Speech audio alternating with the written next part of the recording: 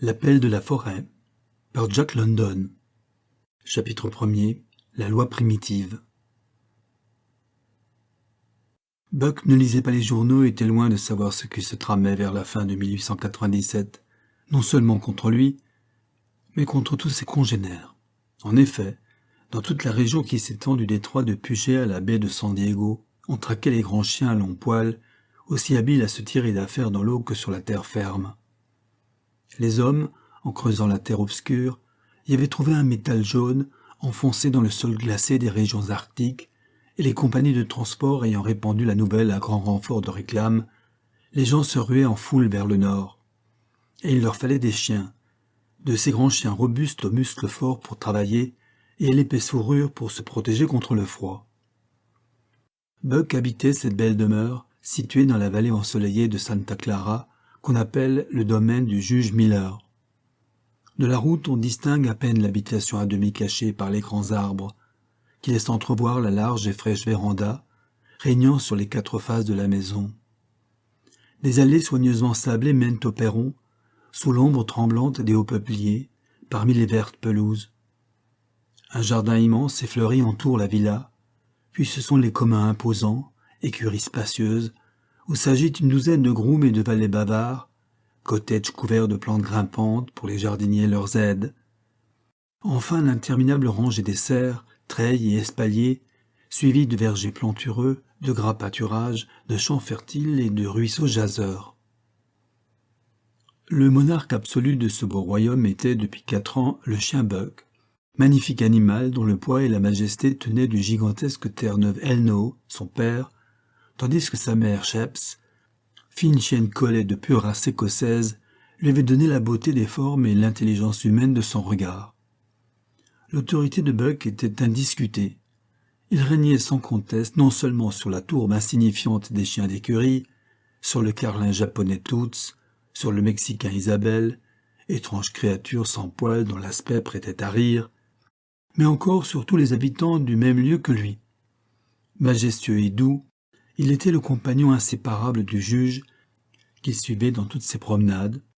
Il s'allongeait d'habitude au pied de son maître, dans la bibliothèque, le nez sur ses pattes de devant, clignant des yeux vers le feu, et ne marquant que par un imperceptible mouvement des sourcils l'intérêt qu'il prenait à tout ce qui se passait autour de lui. Mais apercevait-il au dehors les fils aînés du juge, prêts à se mettre en selle, il se levait d'un air digne et daignait les escorter. De même, quand les jeunes gens prenaient leur bain matinal dans le grand réservoir cimenté du jardin, Buck considérait de son devoir d'être de la fête.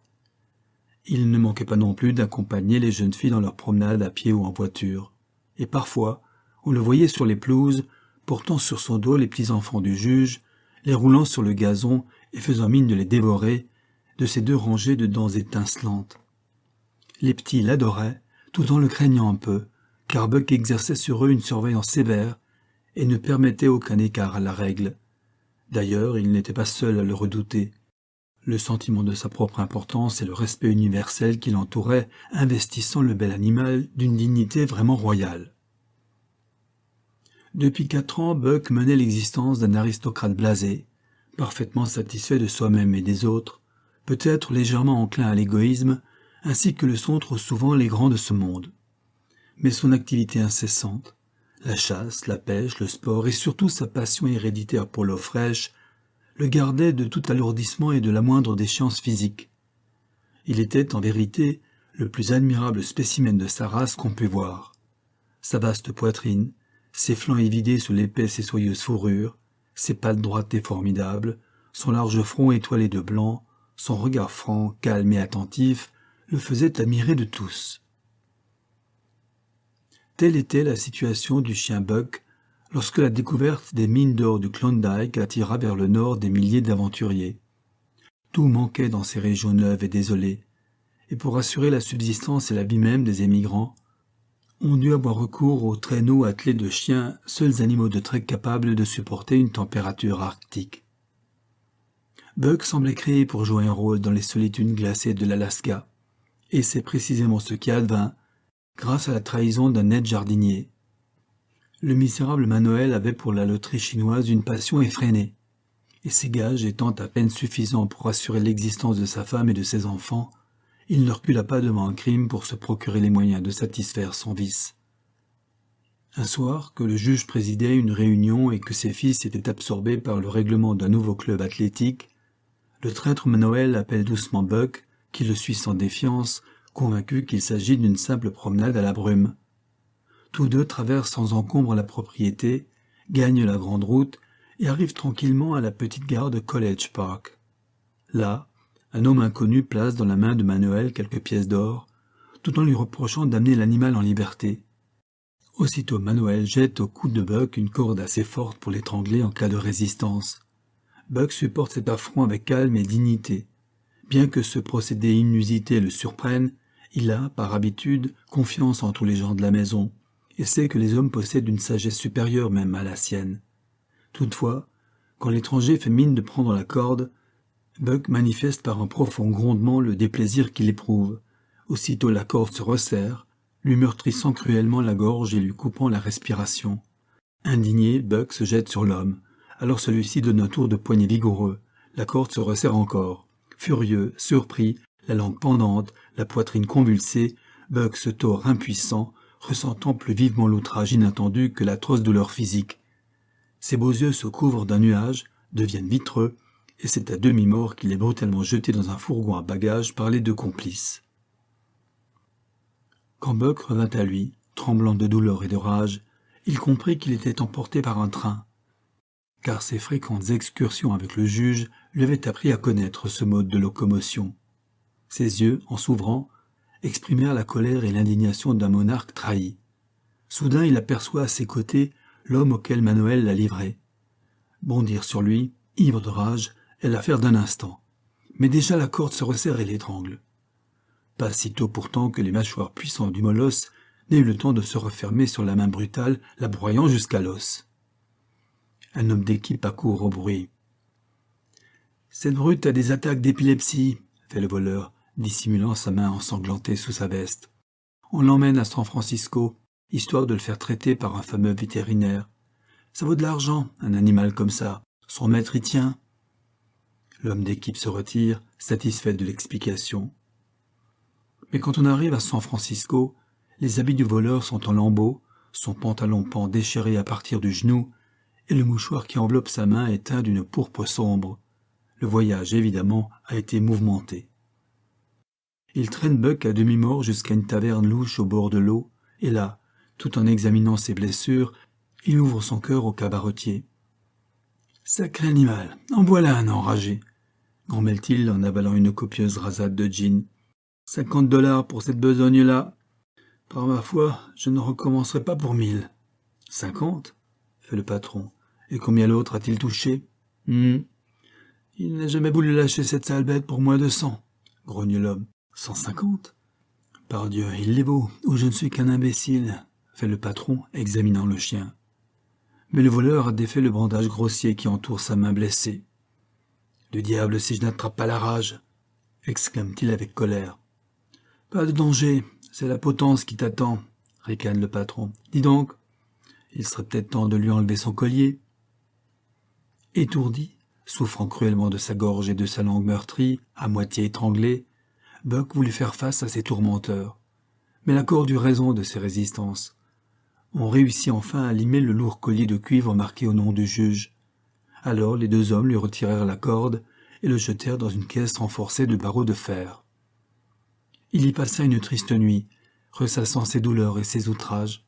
Il ne comprenait rien à tout cela. Que lui voulaient ces hommes? Pourquoi le maltraitait-il ainsi? Au moindre bruit, il dressait les oreilles, croyant voir paraître le juge ou tout au moins un de ses fils. Mais lorsqu'il apercevait la face savinée du cabaretier, ou les yeux louches de son compagnon de route, le cri joyeux qui tremblait dans sa gorge se changeait en un grognement profond et sauvage. Enfin tout se tut. À l'aube, 4 individus de mauvaise mine vinrent prendre la caisse qui contenait Buck et la placèrent sur un fourgon. L'animal commença par aboyer avec fureur contre ses nouveaux venus. Mais s'apercevant bientôt qu'il se riait de sa rage impuissante, il alla se coucher dans un coin de sa cage et y demeura farouche, immobile et silencieux. Le voyage fut long. Transbordé d'une gare à une autre, passant d'un train de marchandises à un express, Buck traversa à toute vapeur une grande étendue de pays. Le trajet dura 48 heures. De tout ce temps, il n'avait ni bu ni mangé. Comme il ne répondait que par un grognement sourd aux avances des employés du train, ceux-ci se vengèrent en le privant de nourriture. La faim ne le tourmentait pas autant que la soif cruelle qui desséchait sa gorge, enflammée par la pression de la corde. La fureur grondait en son cœur et ajoutait à la fièvre ardente qui le consumait. Et la douceur de sa vie passée rendait plus douloureuse sa condition présente.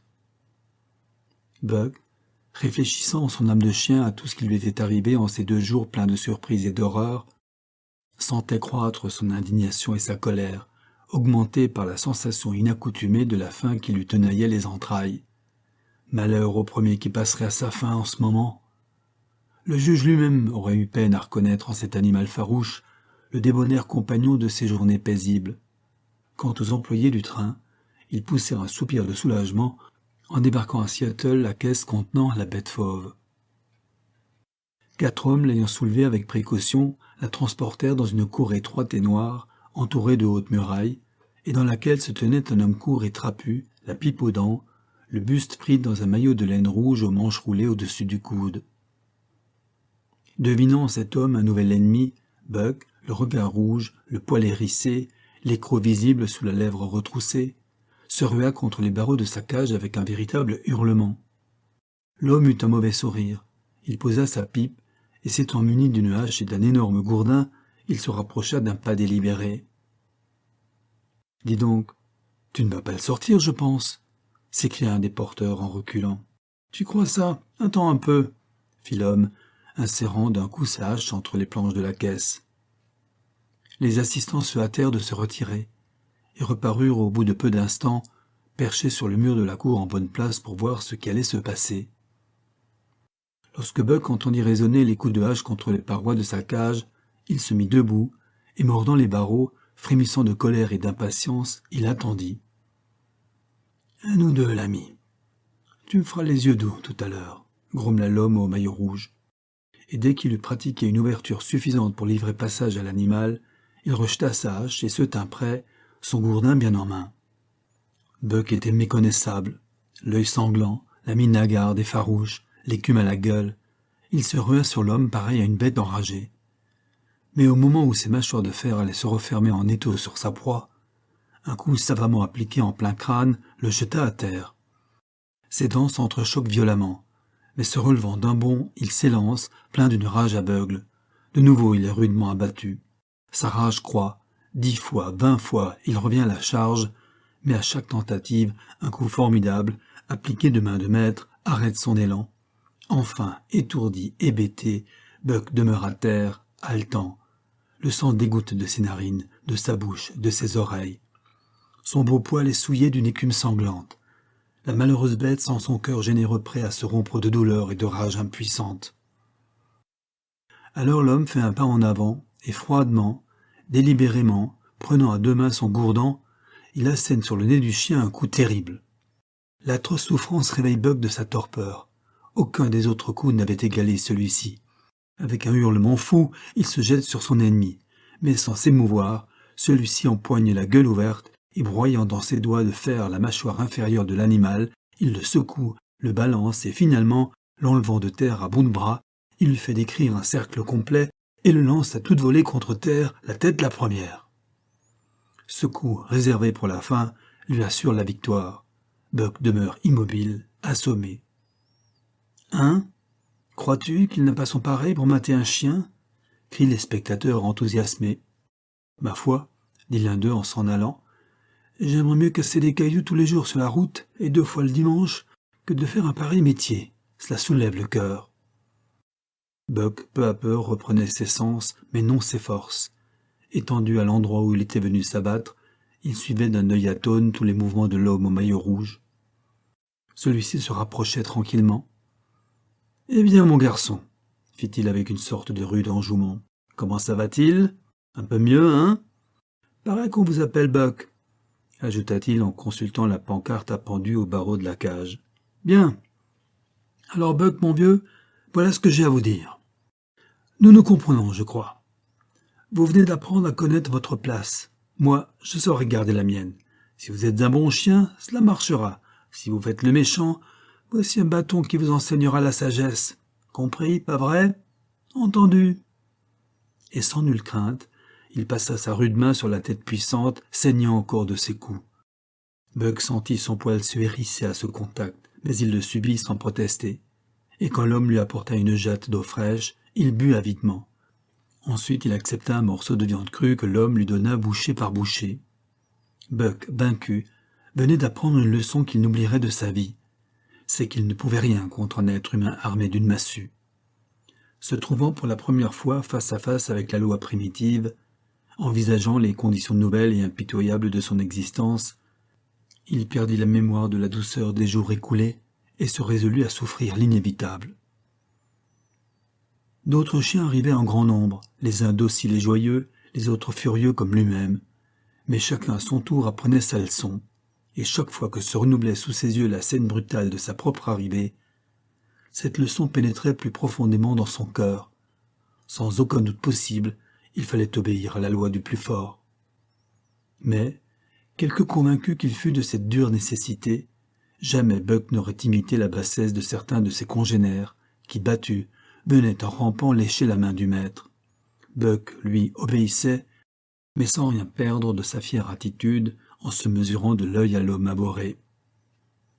Souvent il venait des étrangers qui, après avoir examiné les camarades, remettaient en échange des pièces d'argent, puis emmenaient un ou plusieurs chiens qui ne reparaissaient plus.